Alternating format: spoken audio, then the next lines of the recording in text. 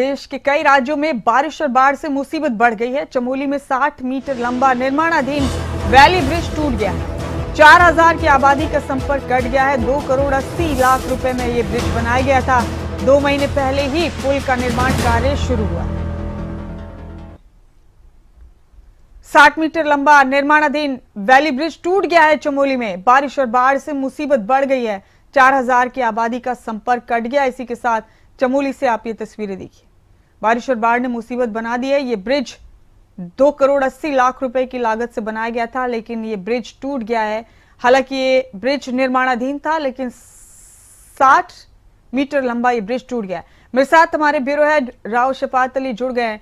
राव शफात, चमोली से ये परेशान करने वाली खबर है। 2 करोड़ 80 लाख रुपए की लागत से ब्रिज बनाया जा रहा था, लेकिन बारिश और बाढ़ ने इस निर्माणाधीन ब्रिज को तबाह कर दिया और इसी के साथ एक बड़ी आबादी मेन स्ट्रीम से कट गई है। पूरी खबर बताइए राव शफात अली, कितना अहम था ये ब्रिज?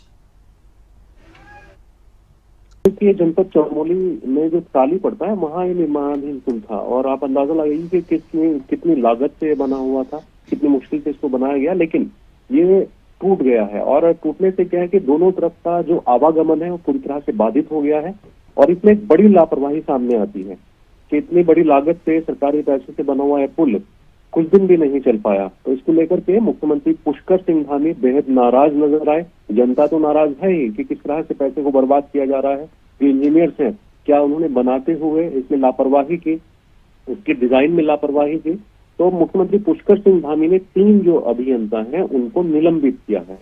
और देखिए, ये एक नजीर भी है कि जो लापरवाही करेगा, पैसे की बर्बादी करेगा, जनहित में कार्य नहीं करेगा, उनके खिलाफ राज्य सरकार सख्त कदम उठाएगी।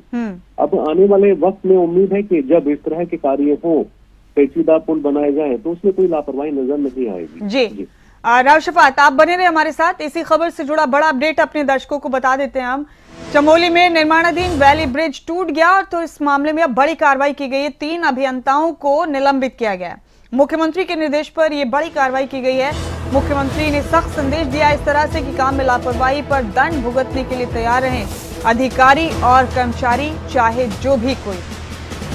राव शफात अली, आप यही जिक्र कर रहे थे कि एक नजीर पेश की गई कि काम में लापरवाही किसी की भी बर्दाश्त नहीं की जाएगी। तो 3 इंजीनियर्स को निलंबित करने के आदेश मुख्यमंत्री ने दिए हैं इस काम में लापरवाही को लेकर। जी राव शफात, आदेश दिए थे और हमेशा जब भी वो कॉन्फ्रेंसिंग के जरिए जुड़ते हों या समीक्षा बैठक करते हों तो अधिकारियों को ये निर्देश दिए भी जाते हैं कि वो अपने काम में लापरवाही ना करें, जनहित के कार्यों को गंभीरता से लें।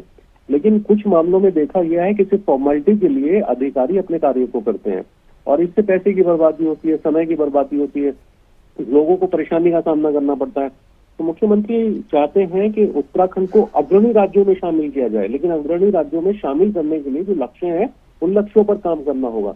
अगर लापरवाही चलती रही तो उत्तराखंड कैसे अग्रणी राज्यों में शामिल होगा, कैसे आगे आ पाएगा राज्य?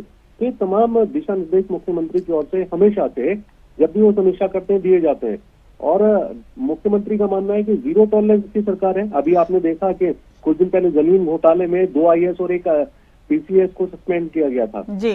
तो वो भी एक बड़ी कार्रवाई थी उत्तराखंड सरकार ने जो की थी। ऐसा पहले बहुत कम हुआ है, लेकिन एक साथ 3 बड़े अधिकारियों को सस्पेंड किया गया। लेकिन एक बार फिर से मुख्यमंत्री पुष्कर सिंह धामी ने सख्त फैसला लिया, सख्त कदम उठाया और लापरवाह अधिकारियों के खिलाफ सख्त कार्रवाई करते हुए उनको निलंबित किया, जो ये पुल का मामला है। और पुल से टूटने से क्योंकि आसपास के जो इलाके हैं वो प्रभावित होते हैं, उन लोगों को अगर अर्जेंट कहीं जाना हो या स्कूल का, बच्चों के स्कूल का नुकसान होता है, अस्पताल अगर जाना हो तो बहुत परेशानी का सामना उन इलाकों को करना पड़ता है। जी। बहुत शुक्रिया राव शफात अली इस खबर पर जुड़ने के लिए। तमाम जानकारी